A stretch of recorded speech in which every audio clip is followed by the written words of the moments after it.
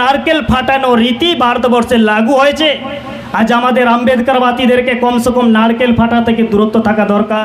অশোক ভারতবর্ষের বুকে यानी অখণ্ড ভারতবর্ষের বুকে 84,000 বৌদ্ধ বিহার নির্মাণ করেছিল।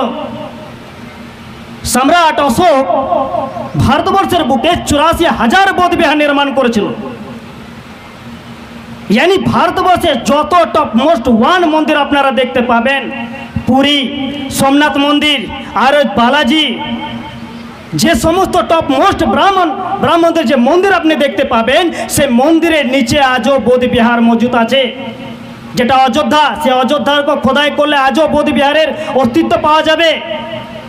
84,000 বৌদ্ধ বিহার সম্রাট অশোক নির্মাণ করেছিল।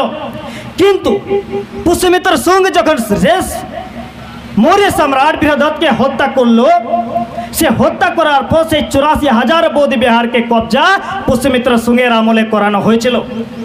এবং সে পুষ্যমিত্র সিংহের আমলে রামায়ণ মহাভারত নামক ধর্মগ্রন্থকে রচনা করা হয়। সেখানে লিখে আমাদের মানুষকে জাতি ব্যবস্থায় বিভক্ত করে এবং আদেশ জারি করে যে কেউ যদি এক বৌদ্ধ ভিক্ষুক দেখে, সেই বৌদ্ধ ভিক্ষুকে হত্যা করে তার গলার মাথাটা আমাকে এনে যদি দেখায়, তাহলে তাকে আমি স্বর্ণ মুদ্রা দেব। এর আগে আপনারা একটা গল্প করে একটা বলে দিই একটা ঘটনা, যে ভারতবর্ষের এই দুনিয়ার ইতিহাসে বৌদ্ধ ধর্ম কি বিশাল আকারে ধারণ করেছিল আপনারা জানবেন।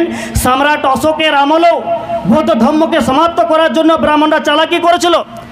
60,000 ব্রাহ্মণ ঘুষপেট করেছিল সম্রাট অশোকের যে বৌদ্ধ ভিক্ষুকের সঙ্গে। সম্রাট অশোক 60,000 ব্রাহ্মণ ডুপ্লিকেট বৌদ্ধ ভিক্ষুককে বের করে দিয়েছিল তার বৌদ্ধ সংঘ থেকে। তারপর যখন পুষ্যমিত্র শুঙ্গ সমস্ত বৌদ্ধ বিহারকে যখন কবজা করায়, সে পুষ্যমিত্র শুঙ্গ আদেশ জারি করে যে একটা বৌদ্ধ ভিক্ষুকের গলা কেটে এনে আমার কাছে নিয়ে আসবে, তাকে কিছু স্বর্ণ মুদ্রা দেওয়া হবে। তো সেই ব্রাহ্মণ সেনারা বৌদ্ধ ভিক্ষুকদের গলা কেটে পুষ্যমিত্র শুঙ্গের সামনে হাজির করতে লাগলো। এইভাবে কি হলো, বৌদ্ধ ধর্মকে সমাপ্ত করলো। বৌদ্ধ ধর্ম এইভাবে বৌদ্ধ ভিক্ষুক সমাপ্ত হলো। কিন্তু সাথে সাথে দেখলো কি পুষ্যমিত্র শুঙ্গেরও আর্থিক সংকট দেখা দিচ্ছে। আর্থিক সংকট কিভাবে দেখা দিচ্ছে না, সেই পুষ্যমিত্র শুঙ্গের যে সেনারা, সেই পুষ্যমিত্র শুঙ্গের যে সেনারা, তারা যে একটা বৌদ্ধ ভিক্ষুকের গলা কেটে নিয়ে আসতো, আবার পরের দিন সেই গলাটাকে পুষ্যমিত্র শুঙ্গকে দেখিয়ে আবার স্বর্ণ মুদ্রা লুট করত। এটা পুষ্যমিত্র শুঙ্গের গুপ্তচরের মাধ্যমে এই খবরটা পুষ্যমিত্র শুঙ্গ কাছকে পৌঁছায়। তখন পুষ্যমিত্র শুঙ্গ কি চালাকি করলো জানেন?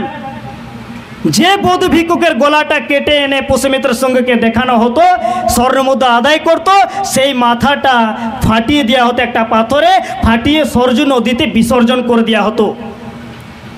তারপর থেকে নারকেল ফাটানো রীতি ভারতবর্ষে লাগু হয়েছে। আজ আমাদের আম্বেদকরবাদীদেরকে কমসে কম নারকেল ফাটা থেকে দূরত্ব থাকা দরকার, যেটা আমি মনে করি। কারণ নারকেল যে হচ্ছে সেটা আমাদের বৌদ্ধ ভিক্ষুকের মাথাকে অনুসরণ করে পুষ্যমিত্র শুঙ্গ মাথাটাকে ফাটিয়ে সরজু নদীতে বিসর্জন করে দিয়েছিল। সেই নদীর নাম রামায়ণে আজও সরজু আছে। এবং রামায়ণে অযোধ্যার মধ্যে যে নদী, সেটা সরজু। অযোধ্যার আগেও ঘাগরা, অযোধ্যার পরেও ঘাগরা। यानी যে নদী আছে সেটা হচ্ছে সরজু নদীর ইতিহাসকে জেনে রাখা দরকার আপনাদের। এইভাবে ভারতবর্ষের যে বৌদ্ধময় ভারতকে সমাপ্ত করে রামরাজ স্থাপিত করা হলো। সাথে আমাদেরকে জানা বোঝা দরকার, আপনারা যখন জানেন যে এগুলো পাখণ্ডবাদ, এগুলো কুসংস্কার, অন্ধবিশ্বাস, আপনি যখন কুসংস্কার বা অন্ধবিশ্বাসের ওপর যখন কোনো আওয়াজ বা আন্দোলন উঠাবেন, তখন সবথেকে বেশি খারাপ কার লাগে জানেন? ব্রাহ্মণের লাগে। আপনি যদি কুসংস্কার বা অন্ধবিশ্বাসের ওপর যখন কোনো আওয়াজ উঠাবেন, সবথেকে বেশি কার খারাপ লাগে? ব্রাহ্মণের খারাপ লাগে। কারণ যদি সবথেকে বেশি খারাপ ব্রাহ্মণের লাগে, তাহলে আপনারা জেনে রাখুন যে पाखंडवाद का दूसरा नाम ब्राह्मणवाद है।